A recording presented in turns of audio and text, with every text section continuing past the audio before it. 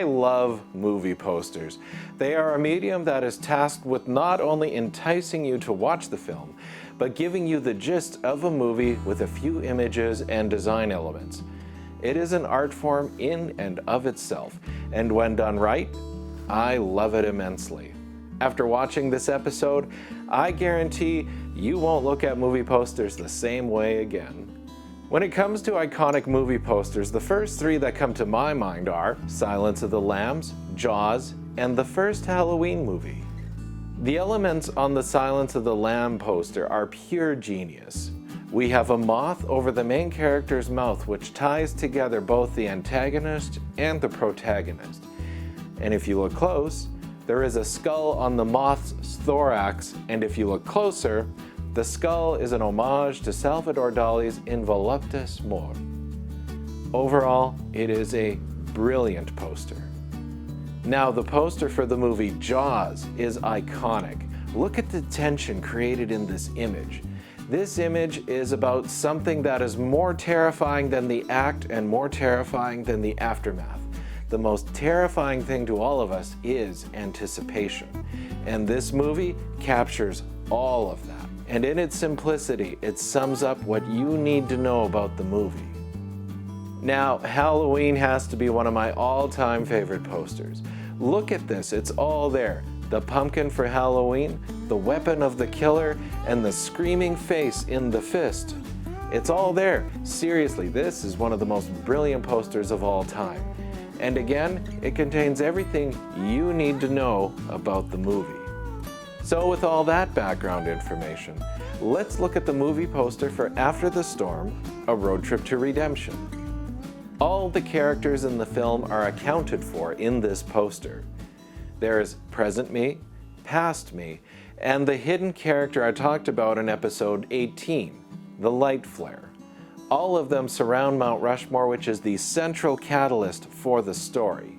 Past me is in color, because those were happier times as I'm oblivious as to what is about to happen. And present me is in black and white to show that I am more reflective after a decade-long tribulation. Present me knows what is about to happen to past me. There is some tension created in the image because you are thinking that present me should be warning past me about what is about to happen, which is only months away.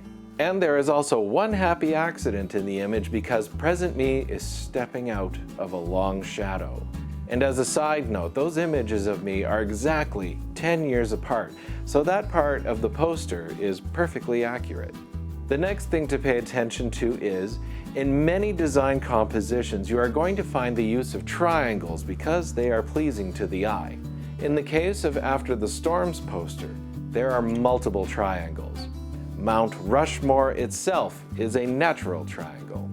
And when you look at the characters in the film, they are placed strategically to form various triangles around it. You can draw a triangle from the flare to present me and then to past me. And one of the legs of the triangle includes the faces of Mount Rushmore. You can also draw a triangle using the perspectives of past and present me. You can also do a similar triangle with present me and the flare and still include all the elements in the film. So those are all the triangles in the poster. There is also an L composition in the poster. The darkest parts of the poster are in the foreground with the present me and the long shadow.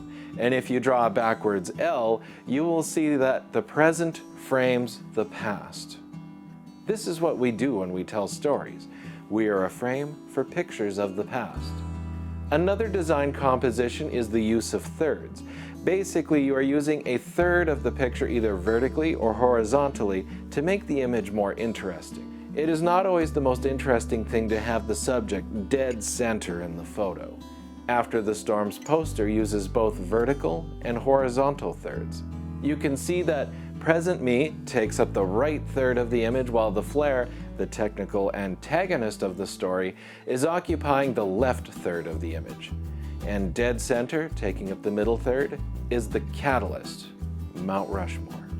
There are also the use of vertical thirds in the poster, as the walkway, Rushmore, and the film's title each take up approximately 1/3 of the poster. And those are the use of thirds. Lastly, let's look at the tagline of the film. A tagline is the most challenging thing because you have to attempt to sum up the entire story in 1 or 2 sentences. The poster's tagline is, "A circle becomes an adventure that begets a journey." So right off the bat, it sounds like a travel story. And it is. Next, there is an implied short-term versus long-term impact in the story. The word adventure seems like a little temporary getaway, which the first part of the story is. The word journey implies something deeper and longer term and more meaningful, which is what happens in the story. And that, I hope, makes for an interesting tagline. And those are all the design elements employed in the poster of After the Storm, A Road Trip to Redemption. So what do you think? Is this going to change the way you look at a movie poster? At the very least, you are going to start seeing triangles. Thank you for watching, and thank you for the gift of your time.